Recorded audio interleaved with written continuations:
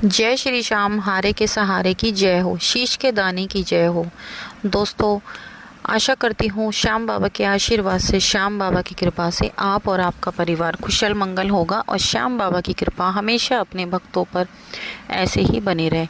दोस्तों, जो भी लोग नए हमारे वीडियोस से जुड़ रहे हैं, हमारे चैनल की वीडियोस को देख रहे हैं, सबसे पहले वो हमारे चैनल को सब्सक्राइब कर बेल आइकन को ज़रूर प्रेस कर ले, क्योंकि हम लेकर आते हैं अपने चैनल पर श्याम बाबा से जुड़ी जानकारियाँ, श्याम बाबा के सत्य चमत्कार और बाबा श्याम की सत्य घटनाएं, जो हम आप सभी लोगों के साथ शेयर करते हैं।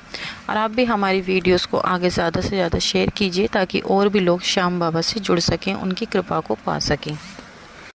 दोस्तों, जो आज की कहानी है वो दिल्ली में रहने वाली एक ऐसी महिला की कहानी है, जो कि बताती है उनके ससुर का गांव में अभी कुछ दिन पहले देहांत हो गया था। उनका नाम विमला है।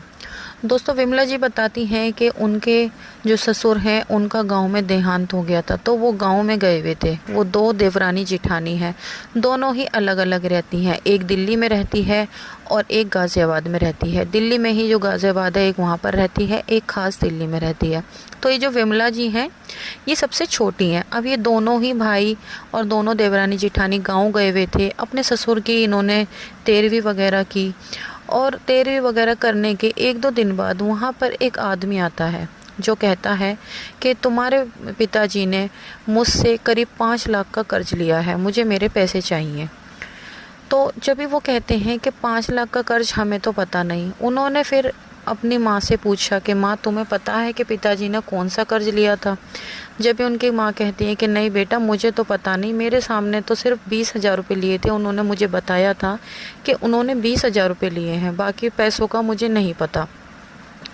जब भी वो कहते हैं कि नहीं, मैंने 5 लाख रुपये दिए थे और मेरे 5 लाख रुपये मुझे चाहिए, इस तरीके से वो बोलने लगे। अब वो दोनों भाई वहाँ से 13वीं वगैरह करके वहाँ से गांव से अपने अपने कामों में लगने के लिए वापस आ गए। दोनों भाई अपने अपने कामों में लग गए। उन्होंने अपनी मम्मी को भी कहा कि मम्मी, तुम भी घर चलो हमारे साथ, वहीं पर रहना, शहर में रहना। तो उनकी माँ ने साथ आने से मना कर दिया। उन्होंने कहा कि मैं यहाँ से कहीं नहीं जाऊँगी, मैं गांव में ही रहूँगी, मेरे को गांव में ही अच्छा लगता है, यहाँ से मेरी यादें जुड़ी हुई हैं। वो ऐसा कहने लगी और वो उनके साथ नहीं आई। वो दोनों भाई घर आ गए। वो वापस फिर से 6 से 7 महीने बाद फिर जाते हैं और फिर अपनी माँ को बोलते हैं कि माँ तुम चलो। उनकी माँ ने आने से साफ मना कर दिया। उनकी माँ ने कहा बेटा मैं नहीं जाऊँगी। फिर वो वहाँ 1-2 दिन रुक के वापस आ गए। तभी उनकी माँ का कुछ दिन बाद फ़ोन आता कि बेटा वो आदमी फिर से आया था, उसने कहा था अब तो 7 महीने हो चुके हैं, मुझे मेरे पैसे लौटा दो, मुझे मेरे पैसे चाहिए। ऐसा कर कर वो कहने लगा और वो फिर रोज़ आने लगा, रोज़ आके उनकी माँ को परेशान करने लगा और उनकी माँ अपने बेटों को फ़ोन करती। तो जब जो ये विमला जी हैं, इनके जो जेठ हैं, ये श्याम बाबा को बहुत ज़्यादा मानते हैं। इनके जेठ जी ने कहा कि हे श्याम बाबा, देखो हम नहीं जानते कि हमारे पिताजी ने इतने पैसे लिए हैं या नहीं लिए, अब आप ही बताओ क्या हम उन्हें उनके कहे अनुसार उन्हें 5 लाख रुपए दें या ना दें? ये फ़ैसला बाबा आपके हाथों में है, जैसा आप कहोगे हम तो वैसा ही करेंगे। बाबा, अगर हमारे पिताजी ने लिए हैं तो हम हाथ जोड़कर उनके पैसे देंगे, बाकी बाबा आप देख लेना, आप जो सही समझो वो ठीक। तभी जब वो फिर से उनकी माँ का फ़ोन आता, जब भी विमला जी कहती हैं कि जेठ जी, सॉरी, विमला जी के जो हस्बैंड है वो अपने बड़े भाई से कहते हैं कि भैया एक काम करते हैं, दोनों भाई मिलकर आधे आधे पैसे दे देते हैं। जब भी दोनों भाइयों ने फैसला किया और 2.5 लाख रुपए मिलाए और उसको दे दिए। जब वो शांत बैठ गया, फिर वो वहाँ से वापस लौट आए। करीब 2 महीने बाद फिर वो आदमी उनकी माँ के पास आया और कहने लगा कि माँ जी, मुझे क्षमा कर दो, मुझे नहीं पता था, मेरे से बहुत बड़ा पाप हो गया।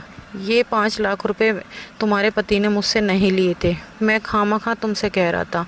वो लिखे रखे हैं, तुम्हारे पति ने सिर्फ़ और सिर्फ मुझसे 20,000 रुपये लिए थे। मेरी लिखी हुई डायरी मुझे मिली नहीं थी, जिस वजह से मेरे को लग रहा था कि शायद उन्होंने 5 लाख रुपये दिए हैं।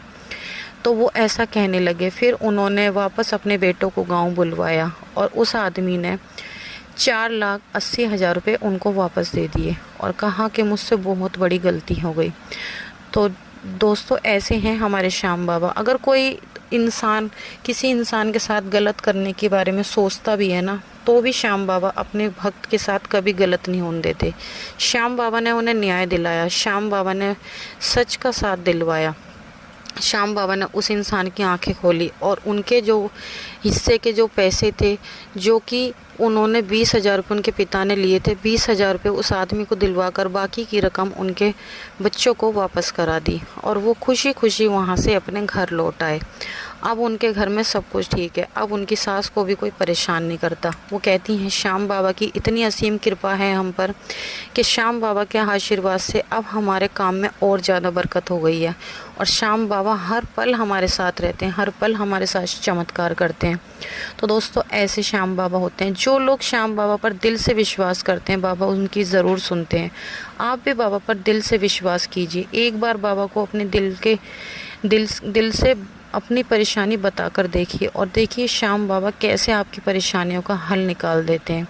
दोस्तों जब इंसान परेशान होता है ना और वो एक बार, सिर्फ एक बार सब कुछ भगवान पर छोड़ दे, तो भगवान हमारी परेशानियों को ऐसे हल कर देते हैं कि हम कभी सोच भी नहीं सकते। हम तो एक इंसान है, इंसान सिर्फ इतना ही कर सकता है जितना वो सोच सकता है, लेकिन जहाँ पर इंसान की सोच ख़त्म होती है और जहाँ पर विज्ञान भी हार मान जाता है, वहाँ से हमारे श्याम बाबा का चमत्कार शुरू होता है।